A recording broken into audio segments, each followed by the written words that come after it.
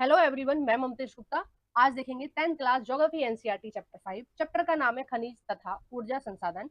और इस चैप्टर का हमने एमसीक्यूज का एक पार्ट पहले कंप्लीट कर लिया है, जिसमें हमने 1 से 10 तक के क्वेश्चन देखे थे। अगर आपने नहीं देखे हैं तो इसी वीडियो के डिस्क्रिप्शन में मैंने थ्योरी और एमसीक्यू दोनों के प्ले लिस्ट की लिंक डाल रखी है। आप उस लिंक पर क्लिक कर देख सकते हैं आपको थ्योरी देखनी है या एमसीक्यू देखनी है। और ये जो साइड में प्लेलिस्ट लगी हुई है 6, 7 और 8 क्लास की हिस्ट्री, ज्योग्राफी और पॉलिटिकल साइंस एनसीईआरटी है। 9 क्लास की भी ज्योग्राफी कंप्लीट हो चुकी है। तो इन सभी ये जितनी भी प्लेलिस्ट है, इन सभी प्लेलिस्ट को अगर आपको देखना है तो आप मेरा चैनल ओपन कर प्लेलिस्ट वाले ऑप्शन पर क्लिक कर देख सकते हैं। आइए शुरू करते हैं। क्वेश्चन नंबर 11, निम्नलिखित में से किसके विनिर्माण में मैग्नीज का उपयोग किया जाता है? ए है ब्लीचिंग पाउडर, बी है कीटनाशक दवाएं, सी है पेंट और डी है ये सभी। तो इसका जो सही आंसर हो जाएगा वो हो जाएगा ये सभी। जो मैग्नीज होता है उसका प्रयोग हम इन सभी में करते हैं, चाहे ब्लीचिंग पाउडर है, चाहे कीटनाशक है, चाहे पेंट बनाने में। और लोहा निर्माण में भी मैग्नीज का प्रयोग किया जाता है। ठीक है, लोहा निर्माण में हमेशा मैग्नीज का प्रयोग किया जाता है कुछ लोहा बनाने के लिए। ठीक है, थोड़ा सा लोहा बनाने के लिए मैग्नीज की, चूना पत्थर की आवश्यकता होती है। ठीक है, ऐसा नहीं है कि बिना चूना पत्थर के या मैग्नीज के लोहा बन सकता है।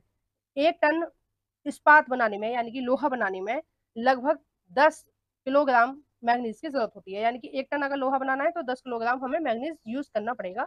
और प्लस उसमें चूना पत्थर यूज होता है लोहा बनाने में। ठीक है, नेक्स्ट है क्वेश्चन नंबर 12, निम्नलिखित में से कौन सा लोहा सबसे उत्तम प्रकार का है? ए है मैग्नेटाइट, बी है हेमेटाइट, सी है लिग्नाइट, डी है एंथ्रेसाइड। तो इसका जो सही आंसर हो जाएगा, आपको ऐसा लगा होगा कि एंथ्रेसाइड है, जबकि एंथ्रेसाइड नहीं है। एंथ्रेसाइड जो है वो सबसे उत्तम प्रकार का कोयला है, ना कि लोहा है। जो लोहा है वो है आपका मैग्नेटाइट, सॉरी, वो क्या है आपका? मैग्नेटाइट। ठीक है, सबसे उत्तम प्रकार का लोहा माना जाता है। नेक्स्ट देखते हैं क्वेश्चन नंबर 13, निम्नलिखित में से बॉक्साइड किसका अयस्क है? ए है लोहा, बी है एल्युमिनियम, सी है मैग्नीज और डी है तांबा। तो इसका जो सही आंसर हो जाएगा वो हो जाएगा बी, एल्युमिनियम। ठीक है, और देखो लोहे के जो अयस्क हैं वो कौन कौन से हैं? मैग्नेटाइट, हेमेटाइट, ठीक है, और आपका क्रोमोमाइट। ये सारे जो अयस्क हैं ये किसके हैं? ये लोहे के हैं। ठीक है, और एल्युमिनियम का क्या है अयस्क? का नाम बॉक्साइट। अब देखो अयस्क क्या होता है, कुछ लोगों को नहीं पता होगा, जिन्होंने थ्योरी वाली वीडियो नहीं देखी है, तो मैं उनको बता देना चाहती हूँ कि ये जो अयस्क होता है ये किसी भी धातु का वो रूप होता है जब वो जमीन में पाया जाता है। ठीक है, जब वो खनिज के रूप में उसकी पहचान की जाती है, फिर उसके बाद उसको जमीन में से निकाला जाता है, यानी कि भूमि में से निकाला जाता है। उसके बाद उसका शुद्धिकरण किया जाता है। उसके बाद जब उसका शुद्धिकरण होता है, यानी कि मिट्टी या जो भी अशुद्धियां उसमें होती हैं उन सबको जब निकाल दिया जाता है, उसके बाद धातु का निर्माण होता है। ठीक है, तो जब मिट्टी और धातु के कुछ कण मिले होते हैं उनको क्या बोलते हैं? हम अयस्क बोलते हैं। ठीक है, आइए नेक्स्ट देखते हैं क्वेश्चन नंबर 14, निम्नलिखित कथनों पर विचार कीजिए। पहला है ओडिशा के मयूरभंज व केंद्रझार जिले में उच्च कोटि का हेमेटाइट पाया जाता है। दूसरा है बेलाडीला श्रेणियों में उच्च कोटि का हेमेटाइट पाया जाता है। तीसरा है लोह अयस्क की दुर्ग बस्ता चंद्रपुर पेटी महाराष्ट्र तथा छत्तीसगढ़ में है। तो इसका जो सही आंसर हो जाएगा 14 का, देखो आप लोग भी कमेंट बॉक्स में बता दिया करो, कई बार आपको भी तो आंसर पता होते होंगे ना, क्योंकि जब सारी चीज मैं आपको डिटेल में करा रही हूँ तो आपको कहीं ना कहीं पता होता होगा कि कौन सा जो ऑप्शन है उसका आंसर कौन सा होगा। तो आई होप कि आपने अब तक टाइप कर दिया होगा। इसका जो आंसर है सही वो हो जाएगा उपयुक्त सभी। ये सभी कथन सही है। और देखो ये जो पेटियां दी हुई हैं, अभी मैं आपको मैप में दिखा देती हूँ कि ये कौन सी पेटी कहाँ है जिससे लोहा प्राप्त होता है। देखिए ये कुछ पेटियों के नाम है जो मैं आपको बताने जा रही हूँ।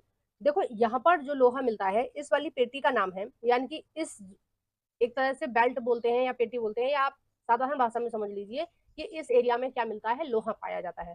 ठीक है, तो इस एरिया को हम क्या बोलेंगे? महाराष्ट्र गोवा। ठीक है, महाराष्ट्र गोवा पेटी इसको बोलते हैं। नीचे वाली को इसको बोलते हैं बल्लारी, चित्रदुर्ग, चिकमंगलूर, तुमकुरु पेटी। देखो ये जितने भी नाम है ना, इनको मिलाकर ही इन्होंने क्या किया है? पेटी का नाम रख दिया है। देखो ये रहा बल्लारी, चित्रदुर्ग, तुमकुरु और चिकमंगलूर, ठीक है, ये सारे स्थानों को मिलाकर इन्होंने पेटी का नाम रख दिया है, ठीक है। एक तो यहाँ मिलता है लोहा और यहाँ मिलता है लोहा, और कहाँ मिलता है, एक इस जगह मिलता है। देखो, इस पेटी को दिखाने का मेरा मकसद ये है कि आपको ये जो स्टेट है उनके नाम याद हो जाएं। जैसे ये है, ये महाराष्ट्र और गोवा बॉर्डर पर है, ठीक है, जैसे ये है, ये कर्नाटक पर है। अब देखो ये वाली जो पेटी है ये कहाँ है, देखो कुछ हिस्सा इसका महाराष्ट्र में आ रहा है, कुछ हिस्सा इसका झारखंड में आ रहा है, सॉरी छत्तीसगढ़ में आ रहा है, कुछ हिस्सा इसका उड़ीसा में आ रहा है, ठीक है। जो बेलाडीला की पहाड़ियां हैं वो कहाँ है, ये आपके उड़ीसा में है।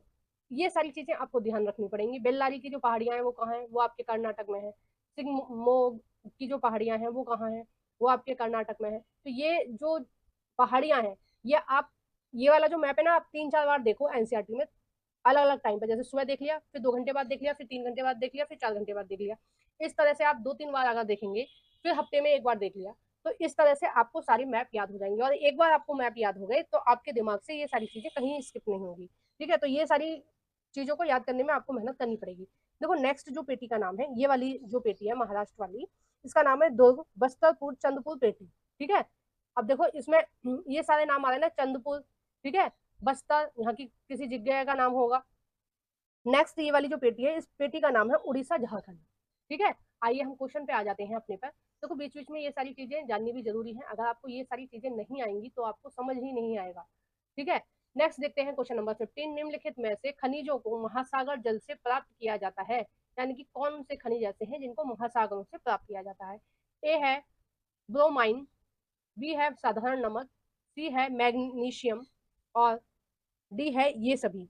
तो क्वेश्चन नंबर 15 का जो सही आंसर हो जाएगा वो हो जाएगा डी, ये सभी। और देखो जो पेट्रोलियम है वो भी महासागरों की सतह में पाया जाता है, ठीक है।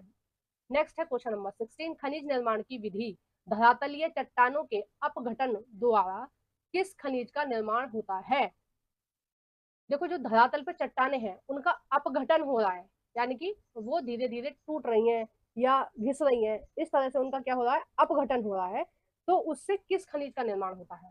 ए है बॉक्साइट, बी है कोयला, सी है तांबा, और डी है जस्ता। तो इसका जो सही आंसर हो जाएगा वो हो जाएगा ए, बॉक्साइट। बॉक्साइट द्वारा इस तरह की चट्टानों का पता चलता है, ठीक है। मतलब जो बॉक्साइड है वो किस तरह से प्राप्त होता है हमें, जब धरातल की जो चट्टानें होती हैं उनका अपघटन हो जाता है तब, ठीक है। और इसका एक चित्र आपको आपकी बुक में भी दिया हुआ है, आप वहां से देख सकते हैं। क्वेश्चन नंबर 17, निम्नलिखित में से कौन सा सैल समूह भारत में धात्विक खनिजों का प्रमुख स्रोत है। ए है विंध्यन समूह, बी है टर्सरी समूह, सी है धारवाड़ समूह, और डी है गोंडवाना समूह। देखो सबसे पहले तो मैं आपको बताऊंगी कि कौन सा समूह कितना पुराना है, ठीक है, तभी ना आपको पता चलेगा ना कि कौन सा समूह सबसे पुराना है, कौन सा समूह सबसे नया है। तो देखो जो गोंडवाना भूमि है वो लगभग 2 लाख, 2 लाख, ठीक है, दो सॉरी 200 लाख वर्ष से ज्यादा पुरानी है, ठीक है, 200 लाख वर्ष से ज्यादा पुरानी है गोंडवाना भूमि, ठीक है। और आपकी एनसीईआरटी में दिया है हुआ है जो टर्सरी युग की सेल हैं या चट्टाने हैं, सेल इंग्लिश में बोलते हैं, चट्टाने हिंदी में बोलते हैं। तो जो टर्सरी युग की जो चट्टाने हैं वो नई चट्टाने हैं, यानी कि वो कितनी पुरानी है, वो है केवल और केवल 55 लाख वर्ष पूर्व, ठीक है। जो गोंडवाना है वो 200 और ये कितनी है, 55 लाख वर्ष पुरानी है, ठीक है। तो जो सबसे ज्यादा हमारे यहाँ भारत में जो धातु मिलती हैं वो मिलती हैं आपकी धारवाड़ चट्टानों में, ठीक है। कौन सी चट्टानों में, वो मिलती हैं आपकी धारवाड़ चट्टानों में, ठीक है। टर्सरी युग की जो चट्टाने हैं उनमें हमें क्या मिलता है, पेट्रोलियम मिलता है, पेट्रोलियम है, कोयला है, ये सब उनमें मिलता है, ठीक है। और गोंडवाना भूमि में क्या मिल रहा है हमें, गोंडवाना भूमि में हमें खनिज मिल रहा है, ठीक है। जो छोटा नागपुर का जो पठार है वो गोंडवाना भूमि के अंतर्गत ही आता है। नेक्स्ट देखते हैं क्वेश्चन नंबर 18, बेलाडीला की पहाड़ियों में किस लौह अयस्क के निक्षेप हैं। अब देखो बेलाडीला मैंने आपको बताया कहाँ है, कमेंट बॉक्स में बताइए। अभी मैंने आपको दिखाया है ना भारत का मैप, उसमें मैंने आपको बताया है, तो आप कमेंट बॉक्स में बताइए बेलाडीला की जो पहाड़ियां हैं वो कहाँ है। तो वहां पर कौन सा लोहा पाया जाता है। ए है मैग्नेटाइट, बी है हेमेटाइट, सी है आपका लिग्नाइट, और डी है लिमोनाइट, ठीक है, लिमोनाइट। तो इसका जो सही आंसर हो जाएगा वो हो जाएगा बी, हेमेटाइट, ठीक है, पाया जाता है। और ये जो लिग्नाइट है ये किसका उदाहरण है, ये तो आपके कोयले का उदाहरण है, ठीक है। ये किसका उदाहरण है, ये तीसरी श्रेणी का कोयला होता है। पहली श्रेणी का कोयला कौन सा होता है? एंथ्रेसाइट। जो सबसे अच्छा और बढ़िया कोयला माना जाता है वो होता है एंथ्रेसाइट। दूसरे नंबर का होता है बिटुमिनस, और तीसरे नंबर का होता है लिग्नाइट, और सबसे बेकार कोटि का जो कोयला होता है उसको बोलते हैं पीट कोयला। ठीक है, नेक्स्ट देखते हैं क्वेश्चन नंबर 19। निम्नलिखित में से किस सेल तंत्र में कोयले के निक्षेप हैं? अब ये मैंने आपको पहले ही बता दिया कि कौन से जो तंत्र के सेले हैं उनमें है। तो ये है आपकी गोंडवाना। ठीक है, ये टाइपिंग मिस्टेक हो गई है। ठीक है, गैडवाना लिख गया है, इसको क्या आना चाहिए, यहाँ पर क्या आना चाहिए? गोंडवाना आना चाहिए। ठीक है, नेक्स्ट देखते हैं क्वेश्चन नंबर 20। भारत में लिग्नाइट कोयले का सर्वाधिक जमाव कहाँ है? ए है तमिलनाडु, बी है बिहार, सी है कर्नाटक, और डी है झारखंड। तो इसका जो सही आंसर हो जाएगा वो हो जाएगा तमिलनाडु के नेवली में, है ना? तमिलनाडु के कहा? नेवली में। नेक्स्ट है क्वेश्चन नंबर 21, और ये इस वीडियो का लास्ट क्वेश्चन रहेगा। निम्नलिखित में से किस प्रदेश में तांबा नहीं पाया जाता है? ए है मध्य प्रदेश, बी है झारखंड, सी है छत्तीसगढ़, डी है राजस्थान। तो तांबा कहाँ नहीं पाया जाता है? देखो, झारखंड में ज्यादातर सभी खनिज पाए जाते हैं। ठीक है, भारत में जितने भी खनिज पाए जाते हैं सारे खनिज लगभग लगभग आपको झारखंड में मिल जाएंगे। ठीक है, और राजस्थान के खेतड़ी में तांबा पाया जाता है ना?